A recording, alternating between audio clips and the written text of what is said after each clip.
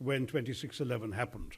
And the horrors of it, and the 166 deaths on our soil of our own citizens, of all faiths I might add, was a chilling reminder of what Pakistan was capable of wreaking on our soil. And then, of course, our government took the very mature and responsible decision not to retaliate, to find instead a method combining diplomatic pressure with the support of allies around the world. And allies is the wrong word, but partners around the world, or well-disposed countries with great influence in Pakistan around the world, to bring Pakistan to heel. We compiled an extensive dossier. We caught one of the terrorists alive. And not only our intelligence, but intelligence agencies from the Western world even recorded the chilling voice of that handler in Pakistan, giving minute-by-minute instructions to the killers in Mumbai. All that evidence, copiously collected, handed over to the Pakistanis, and to this day, no one has been prosecuted, let alone punished, by the Pakistanis for their participation there in this horrendous crime. Even the Americans managed to convict 2 conspirators, one of whom has now been extradited to us, but Pakistan has not. Pakistan, of course, exists only because of the pernicious two-nation theory, disproved, as many essayists in this book have pointed out, by the very birth of Bangladesh in 1971. M.J. Akbar's essay is eloquent on that subject.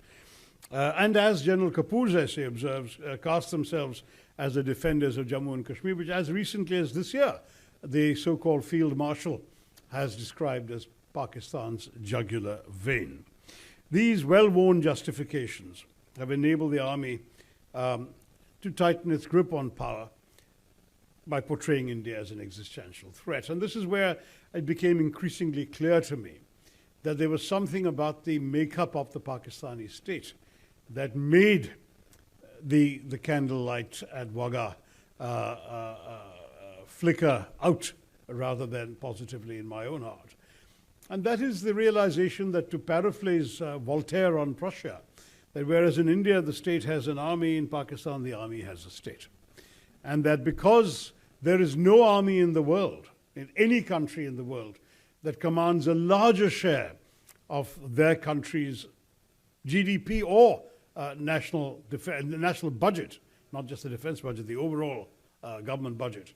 No army in the world controls as much as Pakistan does. The army's vested interest in maintaining its dominance is colossal. As has been pointed out in Aisha Siddiqa's famous book, you don't join the army in Pakistan to defend the country, you join the army in Pakistan to run the country. And you're there even after retirement in a wide variety of businesses: import, export, petrol stations, real estate, you name it, universities, think tanks, academic institutions. To be in the army is to be in a position of privilege. I remember an Indian friend in the days of good relations with Pakistan visiting there, and his host happened to be somebody with an army background, or his brother had an army background. I've forgotten the details.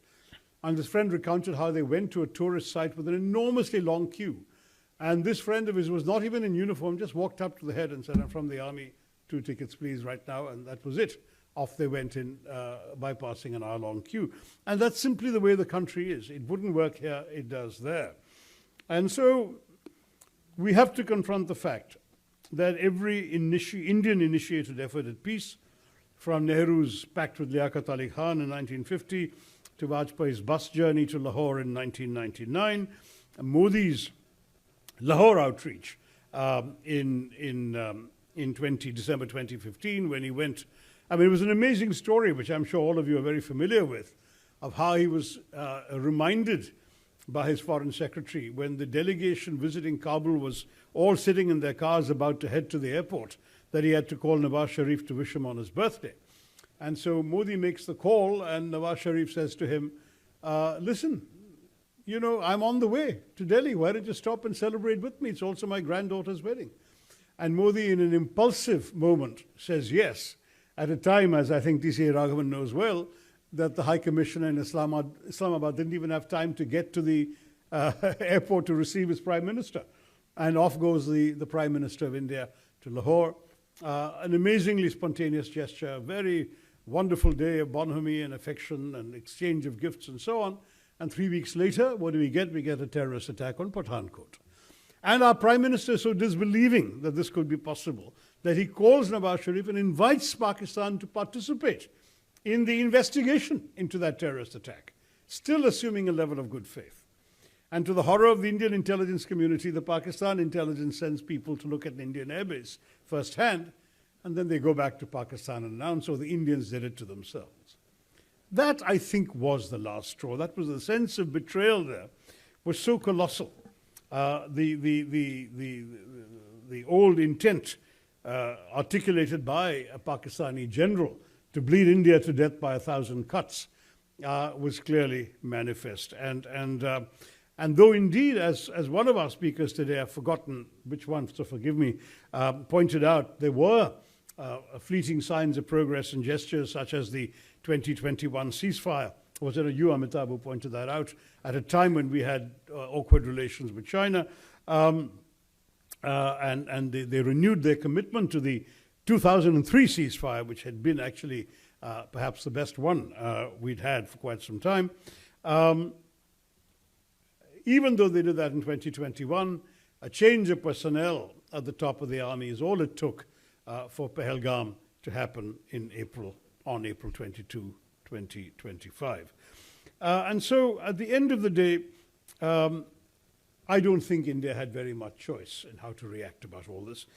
In my book, Pax Indica, which was published in 2012, I had warned that if there was ever another Mumbai, another attack of comparable impact with clear evidence of Pakistani complicity, that the restraint we had shown in 2008 might be impossible and all bets would be off. And indeed, that's exactly what happened. I didn't feel that any democratic government, least of all India, with all the record of betrayals by Pakistan, one after the other, could sit idle while a neighbor assaults its civilians and innocent holidaymakers with impunity.